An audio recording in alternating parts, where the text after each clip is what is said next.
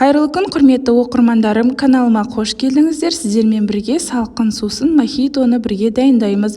Барлық заттарды алдымен тазартып, салқын суда жуып аламыз.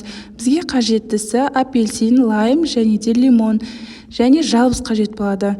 Енді алдымен лимонымызды осылай керек емес екі бөлігін алып тастап, тең ортасынан бөліп, қиғашына турайтын боламыз.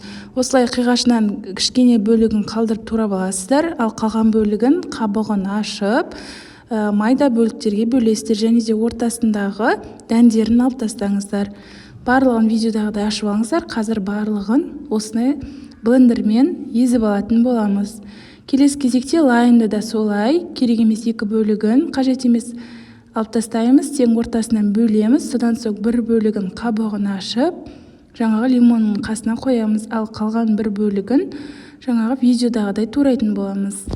Сонымен қатар менің каналымның алға қарай дамып жылжуына өз үлесіңізді қоса кетіңіз. Міндетті түрде осы видеоға лайк басып, комментарий бөлімінде өз пікіріңізді қалдырып, каналға тіркелмесеңіз, міндетті түрде тіркеліп, достарыңызбен де бөлісуді ұмытпаңыздар. Енді апельсиннің жарты бөлігін осылай жартысын қиғашына турап, ал қалған бөлігін қабығын алып тастап, жаңағыдай майда етіп турап аламыз.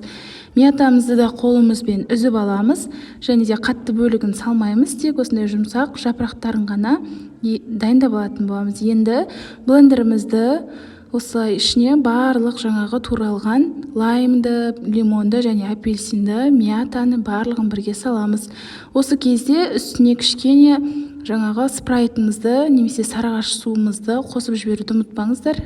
Мен енді кішкене араластырғаннан кейін қостым. Осы кезде қосатын болсаңыздар, блендермен жақсы езілетін болады. Барлығын езіп алдым. Енді блендерден барлығын бөлек ыдысқа алып алатын боламыз. Кувшинімізді дайындаймыз және де үстіне сүзгі қойып, жаңағы блендерден өткізген сұйық массамызды барлығын сүзгіштің көмегімен осылай суын ғана шығарып, езіп алатын боламыз. Міне видеодағыдай барлығын осылай езіп дайындап алдым. Бұл біздің арнайы сиропымыз болып саналады. Дәл осылай сироп жасап аласыздар. Содан соң жаңағы кувшинімізге жартылай қиғаш туралған лимон, лайм және де апельсин тілімдерін салып, және де жалбызымызды осылай қолымызбен тек жапырақ бөліктерін ғана саламыз. Үстінен мұздай спрайтымызды құйып, кішкене қасықтың көмегімен араластырып жібересіздер. Егер де спрайт ұнамаса, кәдімгі газдалған сарыағаш суын қолдансаңыздар болады. Міне осымен біздің керемет мохитомыз дайын болды. Және де қатты мұздай болған қаласаңыздар, мұз кесектерін салсаңыздар болады. Назарларыңызға рахмет. Сіздермен болған Айгерім.